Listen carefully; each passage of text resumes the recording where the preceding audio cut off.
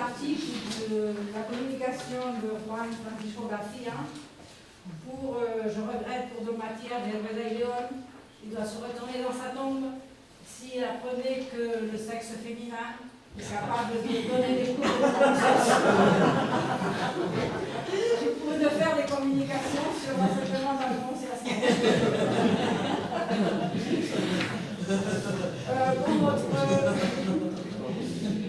Notre communication porte sur l'enseignement de la prononciation du français pendant l'époque de la FEB, c'est-à-dire pour les étudiants entre 6 ans et 14 ans, ce qui serait en Espagne la primaria, mais en France, ça serait primaire et une partie du secondaire. D'accord ? Donc notre étude a été faite à partir de 7 méthodes qui sont là, physiquement, qui ont été publiées entre les années 70 et 80, et en Espagne, surtout en Espagne.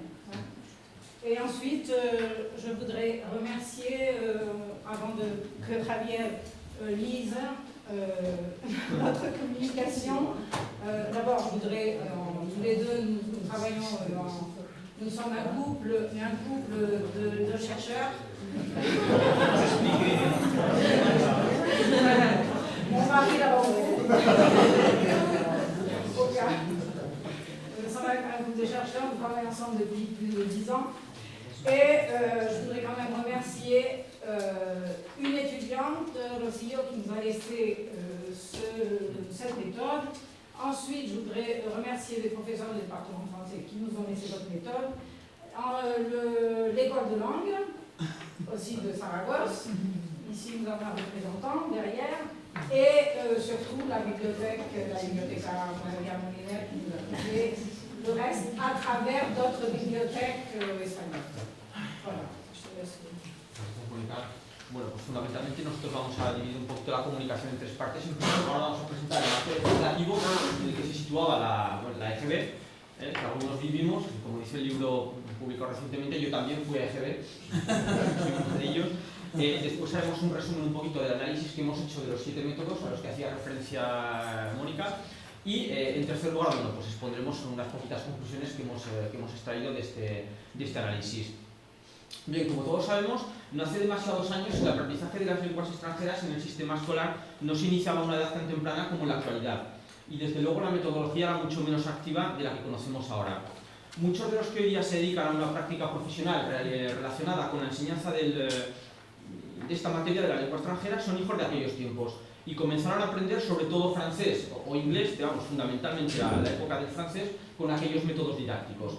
Así, teniendo como referente de nuestro trabajo la época de la enseñanza general básica, popularmente conocida como la EGB, nos hemos propuesto analizar el modo en que se enseñaba la pronunciación del francés a los alumnos españoles que cursaban este nivel educativo, y nuestro estudio se centra en el tratamiento que se daba a la fonética de los libros de texto publicados por editoriales españolas y dedicados específicamente a estudiantes hispanohablantes, fundamentalmente españoles. Pretendemos poner de manifiesto, en primer lugar, la importancia que la fonética recibía del material que utilizaban los maestros para su actividad docente. En segundo lugar, expondremos el enfoque que los distintos manuales que hemos analizado adoptan con respecto a la producción de los sonidos del francés. Y por último, consideraremos las distintas metodologías a las que estos manuales recurrían para el adiestramiento de los aprendices de la lengua del país vecino. Para encuadrar históricamente nuestra investigación, cabe recordar que la EGB comienza a implantarse en España en 1970, a raíz de la Ley General de Educación, conocida también como la Ley Villar-Palasí, aprobada el 4 de agosto y publicada en el BOE de 6 de agosto. Y para centrar el rango de edad de los alumnos que debutaban con el aprendizaje de la lengua extranjera, debemos mencionar que la enseñanza del idioma moderno comenzaba de manera general en el primer curso de la segunda etapa, es decir, en sexto de EGB, cuando los alumnos contaban con 11 años. La Ley General de Educación quedó derogada en 1990 con la aprobación el 3 de octubre de la Ley Orgánica General del Sistema Educativo, la conocida como LOCSE, que comenzó a aplicarse en el curso 91-92 con la implantación de la educación infantil de 3 a 6 años. La segunda etapa de la EGB se impartió pues, de manera total o parcial desde el curso 1974-75 hasta el curso 1996-97 en que desaparece el octavo.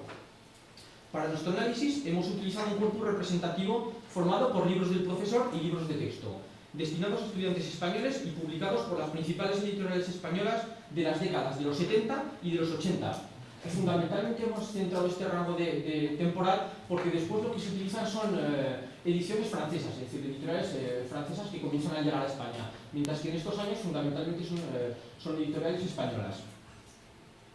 Es decir, son métodos aprobados, publicados antes de la LOCSE y del cambio metodológico que esta trajo aparejado. Estos materiales estaban sometidos a los objetivos que para el área del idioma moderno establecían el Consejo General de Educación como las orientaciones pedagógicas fijadas por el Ministerio de Educación y Ciencia para la segunda etapa de la educación general básica. Estas orientaciones establecían que, cito las orientaciones, en la EGB deben sentarse las bases para una posterior adquisición del dominio de la lengua extranjera. El principio fundamental al enseñar una lengua extranjera en su fase inicial es promover la adquisición de las 4 destrezas básicas lingüísticas, bajo un enfoque oral, utilizando métodos y técnicas activas. Al fin de la cita. En el mismo apartado dedicado al establecimiento de los objetivos, el documento de orientaciones exponía 4 momentos consecutivos que se correspondían con las 4 destrezas básicas: comprensión oral, comprensión escrita y expresión escrita. El segundo de estos momentos, el relativo a la expresión oral, era presentado por la recomendación como, y cito, la adquisición de las destrezas para hablar la lengua extranjera también a un nivel muy elemental y a velocidad normal, con pronunciación, acento, ritmo y entonación comprensibles, dentro de las estructuras y el vocabulario básico que establecen los objetivos lingüísticos indicados. Fin de la cita. Así, tomando como base estos objetivos, la pronunciación aparecía encabezando los contenidos propuestos para cada uno de los 3 cursos de la segunda etapa de la EGB. Así, el listado de los contenidos para sexto era, como pueden ver, reproducir todos los sonidos del sistema fonológico francés, distinguiendo las oposiciones fundamentales de los nuevos fonemas, no solo en contraste dentro del sistema francés, sino también en contraste con los del sistema fonológico español. Y el segundo de los contenidos era reproducir el acento, ritmo y entonación de las estructuras sintácticas simples, imperativas, afirmativas, negativas e interrogativas. En el caso del séptimo curso, los contenidos consistían en adquirir una mayor perfección, se ve la progresión, una mayor perfección en la distinción y reproducción de los sonidos más característicos dentro del sistema fonológico francés, en especial fonemas no existentes en español, etc. Y el segundo, distinguir y reproducir el acento, ritmo, pausa y entonación de estructuras más complejas. Y en octavo, en el que vemos también una evolución y una simplificación, porque al final hay un solo objetivo, se pretendía adquirir una completa asimilación del sistema fonológico francés, en especial de los patrones de entonación más frecuentes, estructuras interrogativas y aseverativas con o sin énfasis. Bien, en cuanto a la metodología didáctica que se proponía, no solamente para el caso de los idiomas, sino de manera general, en su artículo 18 la ley abogaba por las técnicas audiovisuales, que se utilizarán ampliamente, decía la ley. Por su parte, las disposiciones complementarias insistían en una renovación de los métodos de enseñanza y aprendizaje basada en la introducción progresiva de nuevos enfoques, métodos, técnicas y medios. En lo que concierne ya al idioma moderno, se hacía hincapié en la presentación de ayudas audiovisuales que favorecieran la comprensión de lo escuchado por el alumnado, insistiendo en la repetición de múltiples ejemplos con el fin de que las estructuras lingüísticas fueran asimiladas de forma inductiva. Tanto en la propia ley como en las orientaciones didácticas se ve el predominio que la metodología audiolingual o audio-oral ejerció en la enseñanza de las lenguas extranjeras en las décadas de los 70 y de los 80. Además, en estas nuevas orientaciones se reconocía la importancia de los aspectos fonéticos al indicar que, cito, debe enseñarse al alumno a reproducir con pronunciación, ritmo, acento y entonación aceptables las estructuras de la lengua. Así se concedía a la pronunciación un lugar de relevancia en los apartados correspondientes a los objetivos, a los contenidos y a las metodologías. Por lo tanto, nos proponemos comprobar si esta importancia recogida en los textos normativos se refleja en los manuales utilizados para el desarrollo de las clases en los centros educativos. Hemos procedido por orden cronológico, analizando los manuales según su fecha de publicación, del más antiguo al más reciente, para observar los cambios que se fueron introduciendo con el tiempo. Nuestro recorrido se inicia con el método Sonimage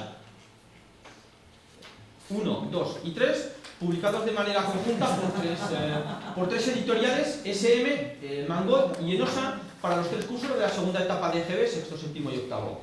Este método se elaborado en 1971 por el Centro Experimental de Lingüística Aplicada, el CELA de Granada. Luis Grandía, catedrático de francés y director del CELA, en su presentación declara que el método sigue las teorías del aprendizaje lingüístico recomendadas por la psicopedagogía de la época y se basa en la metodología estructura global y audiovisual de la Escuela des Arts Saint-Cloud, apoyándose en materiales didácticos. Así presentaba cintas magnéticas, cassettes o casetes, que se decía en aquella época, y filmina. Esta metodología se ofrece explícitamente en la presentación del libro del alumno como una novedad, llamada a colmar las insuficiencias del modelo anterior al exigir, y cito, un profesorado entrenado en la técnica de la clase audiovisual y decidido a romper los moldes de una enseñanza tradicional ineficaz por cuanto que estereotipada y en desacuerdo con los fines actuales de la enseñanza en lenguas modernas. En los conceptos generales sobre el método se insiste en la primacía absoluta de la lengua oral sobre la lengua escrita, prioridad que se plasma entre otras operaciones que deben realizarse en clase en un trabajo de fonética correctiva. Esta labor de corrección fonética de la pronunciación estaba prevista especialmente en el momento de la memorización completa del diálogo inicial propuesto para cada lección. Antes de esta memorización completa, se debía desarrollar un trabajo previo de presentación, explicación y repetición de cada una de las secuencias de dicho diálogo. En el momento de esta repetición, el manual insiste en que los alumnos imiten el ritmo, la entonación, la melodía y la medida de las secuencias, sin lo cual, y cito el manual, no será posible una pronunciación correcta de los fonemas típicos de la lengua. En este trabajo, lo que los estudiantes producen, al hacer esta repetición, son enunciados completos, seleccionados exclusivamente por su valor comunicativo y sin que los aspectos fonéticos intervengan en dicha selección. No encontramos presentación explícita alguna a los alumnos de sonidos concretos, ni mucho menos progresión sistemática en cuanto a los fonemas introducidos por los mismos diálogos. Todo el trabajo se basa en la repetición y memorización de los enunciados y diálogos, para luego ser explotados por medio de ejercicios de transformación estructural. Tampoco la guía del profesor realiza presentación alguna de sonidos concretos ni de indicaciones de cómo debía llevarse a cabo la labor de corrección de la pronunciación de los alumnos. Es decir, que realmente tenemos una presentación muy pobre de los aspectos fonéticos, tanto a los alumnos como al profesor. Se le da mucha importancia a la lengua oral, pero realmente no hay ningún tipo de importancia a la fonética del trabajo. Bien, un año después de este manual, de Sonimas, es decir, en 1972, se publica el manual de francés sexto de la editorial Sociedad Anónima Casals de edición y librería. Los correspondientes a séptimo y octavo ven la luz en 1974. Estas son más. Ahora pasamos a... No, pero es que estaba enseñando.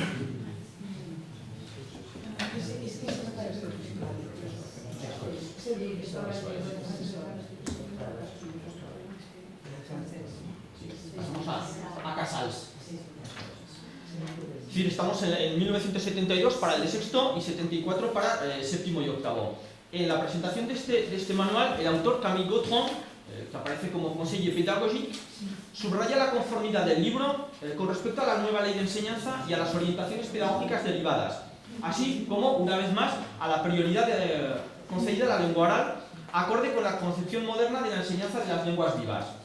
Sin referirse explícitamente a la metodología estructura global y audiovisual, este método sigue exactamente las mismas pautas que Sonimas.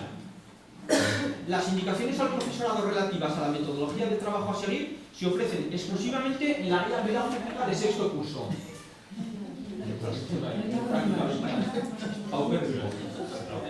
Como en Sonimas, se recomienda que en el momento de la repetición y memorización del diálogo se realice un trabajo de corrección fonética en una doble vertiente. Antes que nada, la corrección de los elementos prosódicos, acento, ritmo y entonación, que son presentados como le facteur essentiel de la mémorisation. Y, posteriormente, se procederá a la corrección de los fonemas.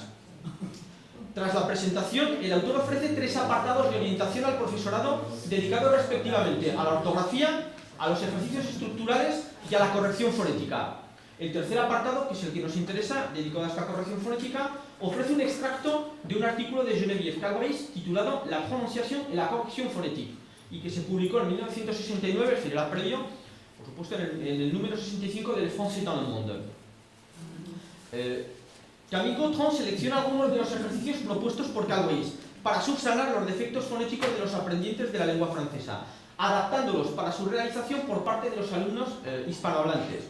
Gautran resume las sugerencias presentadas en un cuadro que recoge los 3 tipos de corrección propuestos por Carl Weiss. El cuadro es este. El tipo 1 consiste en deformar la pronunciación del sonido defectuoso por otro. Se iría aproximando poco a poco uno malo por otro que se suponía que era bueno. El tipo 2 consiste... Sí, eso es. El tipo 2 consistía en cambiar la posición del fonema problemático por otra que resultara más fácil para el alumno. Y finalmente, el tipo 3 suponía la inclusión del sonido dificultoso en un entorno fonético que facilitara su adecuada pronunciación. Algunos la verdad es que son bastante graciosos. Estos tres tipos de corrección enfocados por Carl Weiss, tanto a sonidos consonánticos como vocálicos, Gottron los explota solo para las vocales. Y la presentación que hace es tan esquemática y tan poco informativa que resulta difícilmente aplicable. Además, este concepto de corrección fonética, a partir de sonidos más pronunciados por contaminación de otros sonidos españoles, choca con un principio asumido previamente por Gottron, según el cual esta contaminación es totalmente evitable si durante el periodo inicial no se presenta al alumno la versión escrita de los enunciados. Como si el alumno se contaminara al ver escrito el enunciado. Si eso no se hace, no se produce la contaminación y el alumno se supone que empezaba a pronunciar adecuadamente. Entonces la corrección ya sobraba. Era un material bastante poco servible. Bien, por lo que respecta al material destinado a séptimo y octavo cursos, no aparece ninguna indicación explícita sobre la pronunciación, ni en los libros del alumno ni en las guías didácticas. Por lo cual, todo quedaba ahí, como si en sexto hubiera que haberlo hecho todo, y en el séptimo y octavo ya el trabajo estuviera absolutamente ventilado.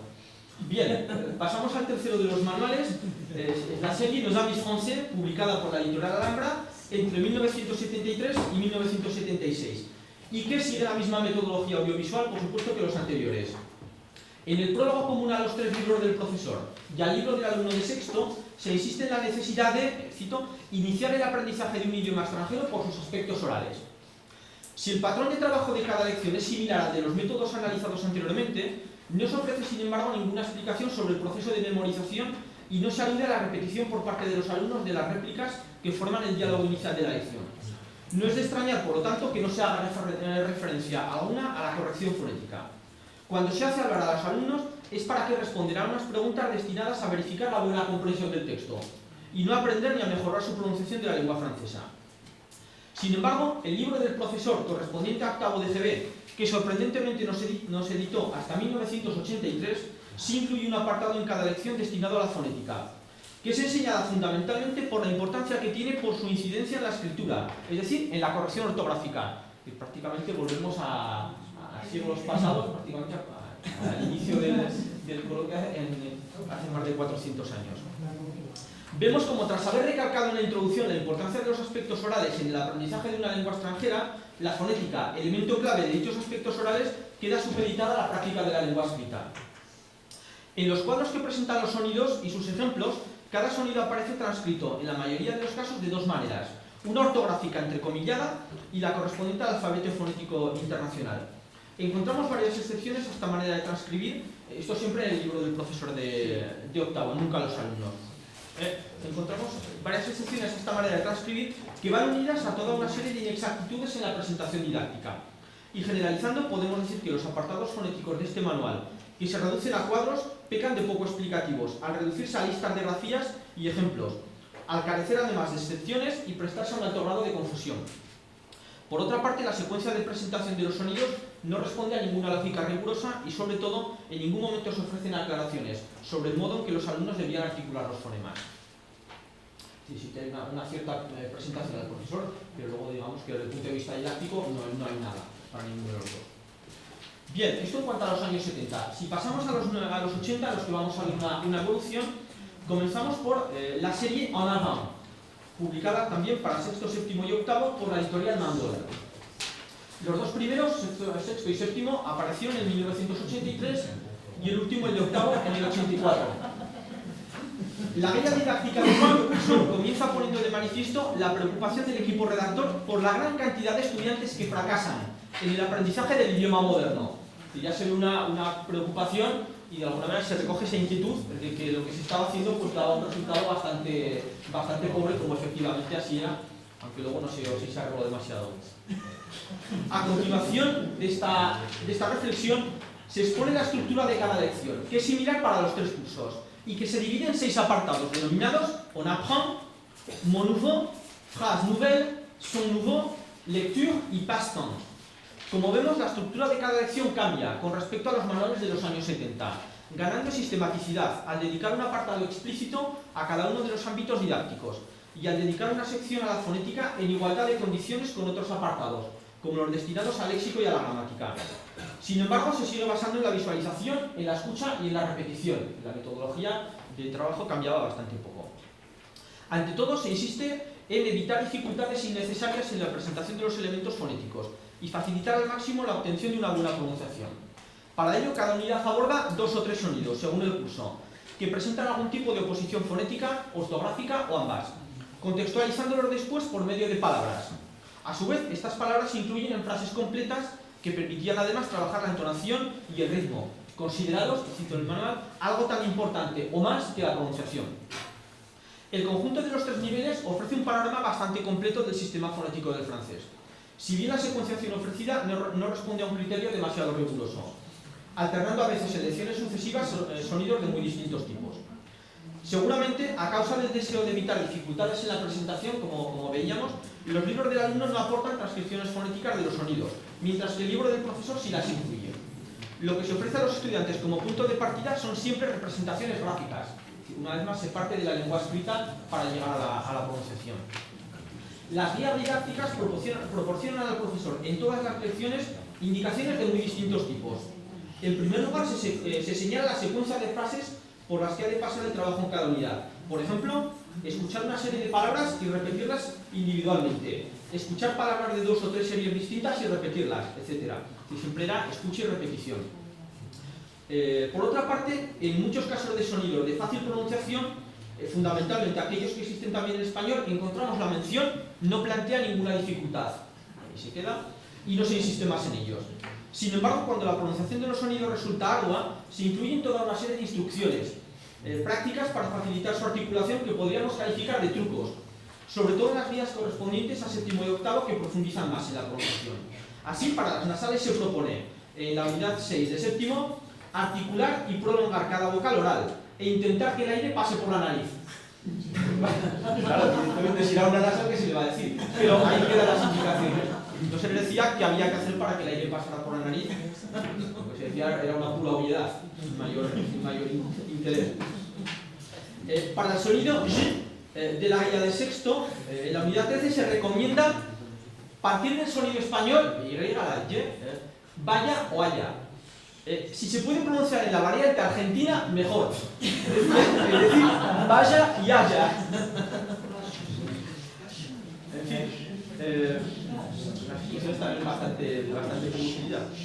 En la lección 2 de la guía de octavo se aconseja que para entender el sonido los alumnos imiten el zumbido de la abeja. Que se plantean trucos de bueno, sí que tiene una utilidad. Que digamos que los trucos son de muy diferente calado, de muy diferente tipo y además de muy diferente utilidad también. Bien, pues esto por lo que respecta a nada. Pasamos a los años también 1983-1984, es decir, la misma época, y la editorial Anaya publica el método de Magon. También se insiste en el objetivo de aprender el francés hablado de manera eficaz, sin dejar al lado el francés escrito. En cuanto a la metodología, no difiere demasiado de la aplicada en los manuales de los años 70, y en la presentación de las fases de cada lección, el libro del profesor plantea una vez más la corrección fonética de la pronunciación de los alumnos, pero sin aportar ningún tipo de trabajo concreto. Todo de alguna manera se ponía en las manos del profesor, pero se le daba una ayuda bastante escasa. Al margen de esta imprecisa noción de corrección fonética común para los 3 cursos, solo el manual de sexto incluye en cada lección, tanto en el libro del alumno como en el del profesor, lo que se denomina una nota de pronunciación, en la que aparece la correspondencia fonética de uno o varios grafemas. Si volvemos otra vez a la escritura. La propia denominación de este apartado, nota de pronunciación, denota el carácter marginal que se le concede. Tanto es así que ni siquiera tiene un epígrafe propio en cada lección, y además estas notas, que constituyen cito el manual, unas consideraciones acerca de la pronunciación y la ortografía, se vinculan a un trabajo de dictado con el que debe concluir cada lección. En cuanto a las indicaciones que ofrece el libro del profesor, una vez más las nociones claves son las de corrección y defecto, al tomar como punto de partida las imperfecciones en la pronunciación de los alumnos. Así, se propone al enseñante modificar el entorno fonético de los sonidos practicados, su posición o la entonación de la frase en la que aparecen para facilitar su pronunciación. Las explicaciones ofrecidas tanto al alumno como al profesor sobre el propio sonido son muy pobres, aportándose muy pocas pautas sobre la forma de articular el sonido. Bien, pasamos a otro manual, el manual publicado por Edelvives, también en la misma época, 83-84, y titulado Je commence, je marche y j'arrive. Por lo cual, aquí el nombre ya era el mismo para los tres. De alguna manera se preocuparon por que cada uno tuviera su propio título y por dejar clara la idea de progresión entre ellas. Tal vez el de octavo era un poco ambicioso, ya hemos terminado con la carrera. Hemos dicho todo. Este manual sigue el patrón habitual de la metodología audiovisual, partiendo de la escucha y visualización de las imágenes de un diálogo o texto introductorio que los alumnos deben repetir o leer en voz alta. La introducción de la guía de sexto alude en el momento de la repetición a coro del diálogo inicial, otra vez más, a la corrección fonética, que los alumnos deben cuidar, sin dejar de lado la entonación, aunque no se indica ningún tipo de intervención del profesor para corregir posibles defectos, como se hace en otros manuales. Cada unidad incluye en los libros del alumno una sección dedicada a la fonética, denominada phonomes. Se trata de un apartado que la propia guía de sexto califica de pequeño y, cito, que se propone familiarizar al alumno con unos sonidos que desconoce e iniciarle la relación código oral, código escrito, una vez más, preparándolo para la escritura y haciéndole observar las diferentes grafías de cada sonido. Es decir, que dándole mucha importancia inicial a la pronunciación, al final acaban en una supeditación bastante importante con respecto a la ortografía. Cabe destacar que en esta presentación no se propone ningún tipo de trabajo concreto, ni se dan instrucciones al profesor sobre cómo guiar a los alumnos. Es más, esta sección ni siquiera aparece reflejada en las directrices que la guía propone para cada lección. Sí que aparece en la unidad del libro del alumno, pero al final en las indicaciones que se dan al profesor ni siquiera aparece citada. Sin embargo, en la introducción de la guía de séptimo sí se dan unas instrucciones muy generales al enseñante sobre la secuencia de actividades, basadas en la escucha y la repetición. Y se ofrece también un ejercicio de reconocimiento de sonidos con ayuda de casillas, el típico ejercicio de Gray para marcar. Y finalmente, una vez más, se le propone un dictado de aplicación de frases cortas. Al contrario que en los dos niveles anteriores, la introducción de la guía de octavo no contiene alusión alguna a la fonética. Lo curioso es que en las instrucciones ofrecidas al profesor para cada lección sí se incluye el apartado pronounce, pero solo en 3 lecciones, de un total de 12. Se insiste en ellas en la liaison, en la oposición e, por medio de un encasillado y en la diferencia masculino y femenino en los nombres, es decir, una repercusión totalmente morfológica más que fonética. En los libros del alumno encontramos, sin embargo, como elemento novedoso, un detallado cuadro inicial con los contenidos en cuanto a verbos, gramática, expresiones y fonética que van a aparecer en cada lección. En cada una de las lecciones, al alumno se le presenta la transcripción de los sonidos abordados, seguida de una serie de grafías que representan dicho sonido y una lista de palabras en las que aparecen. No se encuentra prácticamente ninguna indicación sobre cómo han de articularse los sonidos, y la información ofrecida es sumamente escueta. Una vez más vemos un panorama bastante pobre.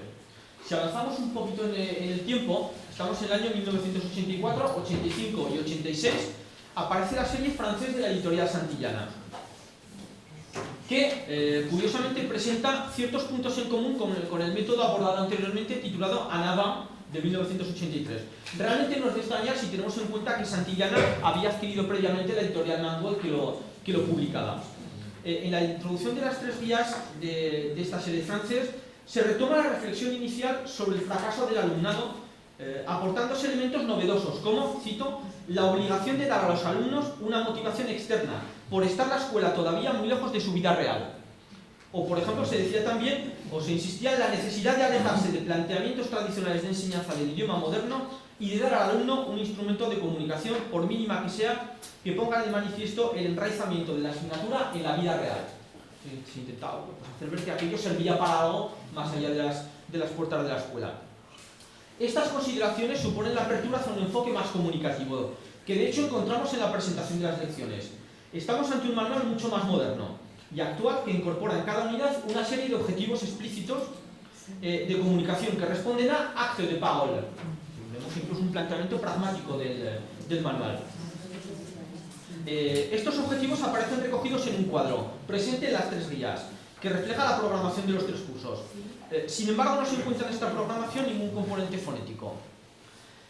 Es en el apartado que las guías del profesor denominan proceso didáctico de una unidad, donde se describen las actividades que el profesor puede desarrollar de manera general para el trabajo de los elementos fonéticos incluidos en cada unidad. En el epígrafe son nouveaux, que se mantiene el epígrafe que se había utilizado en el método en avant. Según las instrucciones generales de estas guías, el trabajo fonético parte del mismo patrón que las series presentadas anteriormente. Dependiendo del nivel se añaden otros ejercicios, se basaba en la escucha, repetición, visualización, memorización, y dependiendo del nivel se añadían otros ejercicios. Por ejemplo, en sexto se proponía un ejercicio consistente en marcar en las casillas de un cuadro los sonidos reconocidos. En séptimo, completar palabras con la grafía a la que corresponde el sonido en cuestión. La palabra se dejaba incompleta con un hueco donde iba la grafía correspondiente al sonido que escuchaban. Y en octavo se proponía identificar los grupos fónicos de las palabras y la entonación de las frases. Había ya una apertura hacia elementos suprasegmentales.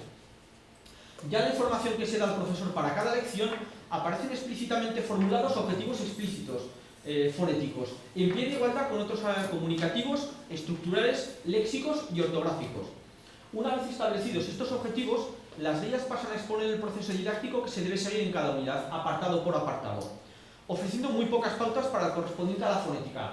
En primer lugar sí que lo ponían en pie de igualdad con otros, pero cuando se entra en el detalle de lo que se propone al profesor, realmente vemos que la pobreza es enorme. Solamente aparecen estas orientaciones para algunas lecciones de séptimo y para las de octavo. Por su parte, los libros del alumno presentan en todos los casos la transcripción de los sonidos. Ahí sí que vemos una evolución, dándole al alumno ya la transcripción. Si en sexto y séptimo los sonidos son ilustrados con palabras sueltas y con frases, en octavo tenemos las diferentes grafías que pueden transcribir ortográficamente el sonido y luego palabras que sirven de modelo.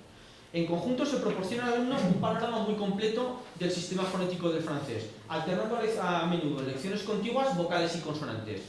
Aunque la secuencia no responde a criterios evidentes, salvo en los casos de las vocales nasales que sí que suelen aparecer seguidas. Bien, una vez realizado este recorrido histórico, el análisis del corpus que hemos realizado nos ha permitido obtener una visión bastante completa del modo en que los materiales pedagógicos, tanto los libros de texto destinados al alumnado como las guías pedagógicas concebidas para orientar al profesor en su labor docente, abordaban la enseñanza de la pronunciación a los estudiantes del segundo ciclo de la EGB en estas décadas de los 70 y los 80. Gracias a este análisis hemos podido constatar, en primer lugar, la preocupación de los redactores de estos manuales por ajustarse a las orientaciones marcadas por la Ley General de Educación, aprobada nada más comenzar los 70. Igualmente, observamos, sobre todo en los textos de los 70, un deseo de marcar un punto de inflexión con respecto a métodos de enseñanza anteriores y de presentarse como novedosos. Así, la mayoría de ellos hacen hincapié en las introducciones en la prioridad atribuida a la lengua oral por encima de la lengua escrita y en la metodología audiovisual como base del proceso de aprendizaje. Si pasamos ya al espacio y a la relevancia concedidos a la fonética en estos materiales a lo largo de las 2 décadas, encontramos una gran disparidad. Desde aquellos que apenas hacen referencia a la necesidad de corregir a los alumnos para que adquieran una pronunciación, entonación y ritmo adecuados, hasta aquellos otros que hacen una presentación explícita de fonemas, correspondencias entre sonidos y grafías, etc. También desde aquellos que no proponen a la enseñanza ninguna pauta para el entrenamiento fonético de los estudiantes, hasta aquellos que le ofrecen indicaciones sobre cómo llevar a cabo el trabajo en este ámbito. De manera general, aparecen notables diferencias entre los libros de los años 70 y aquellos publicados en los 80. En los primeros no se incluye ningún apartado en las lecciones dedicado a la pronunciación, ni se hace una presentación explícita de sonidos a los alumnos. Por su parte, los segundos, los de los 80, sí incluyen en todos los casos una sección más o menos importante, según los casos, aspectos fonéticos, lo que marca una evolución y la atribución de un papel cada vez más significativo al adiestramiento de los alumnos en la articulación de los sonidos del francés. Si nos centramos en estos epígrafes que las unidades didácticas dedican a la fonética en los años 80, también podremos constatar una importante progresión, al ir incorporando transcripciones fonéticas en la presentación de los libros del alumno. Así, mientras en avant, publicado a partir de los 83, no ofrece ningún tipo de transcripción, de Marron, editado en la misma época, sí las incluye en algunas de sus notas de pronunciación. Las series publicadas por Edelvives y Santillana, a partir del 83 y 84, proporcionan en todos los casos este tipo de presentación técnica de los sonidos. Se aprecia, por lo tanto, un aumento paulatino en el grado de sistematicidad aplicado a la hora de exponer las cuestiones relativas a la pronunciación.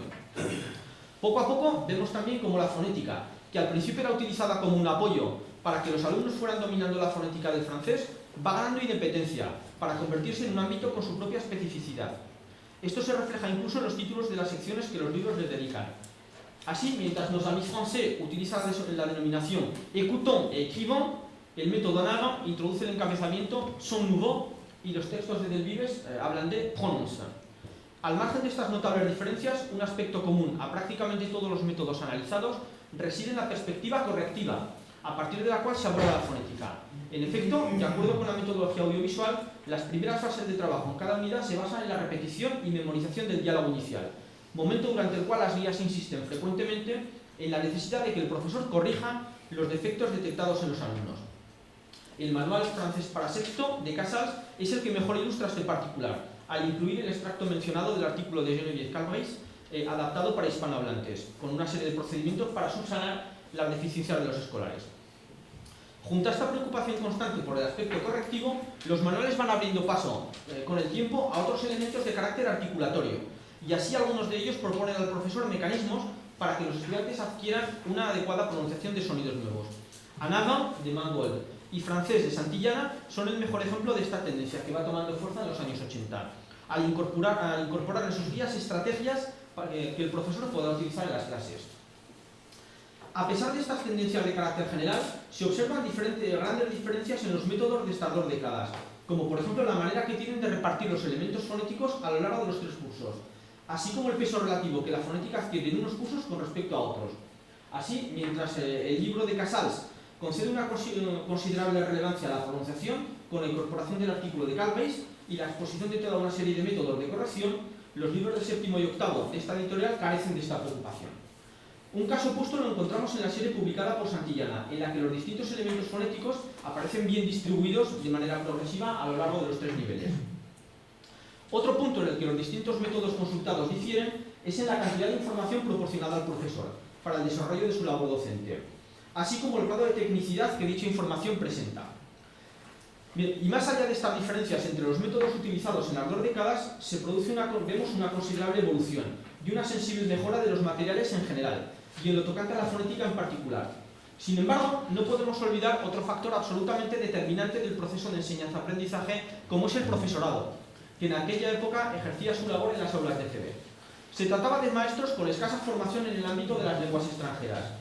En efecto, hasta 1971, precisamente a raíz de la Ley General de Educación, los estudios de magisterio no contaban con un plan de estudios que recogiera una especialidad de idioma moderno y, por lo tanto, una formación específica en este terreno. Y cabe destacar además que este plan de estudios tuvo carácter experimental hasta el año 1977, en que se consolida definitivamente. En el momento en que la EGB se implanta, todavía no existían maestros que hubieran cursado esta especialidad en lengua francesa, con sus asignaturas de lengua, literatura y didáctica del francés. Y cuando estos empezaron a llegar a los colegios, se encontraban con un sistema en el que, como muy bien explica Daniel Madrid, cito, la asignación de profesorado, cursos y asignaturas en la EGB se hacía con frecuencia por antigüedad, en ocasiones sin tener en cuenta la especialidad del profesorado. De este modo, continúa Madrid, era frecuente que el último en llegar a un colegio tuviera que impartir lo que nadie quería, es decir, el ciclo inicial. Y los más antiguos, los niños más pequeños, y los más antiguos, independientemente de su especialidad y cualificación, se quedaban con las asignaturas de la segunda etapa.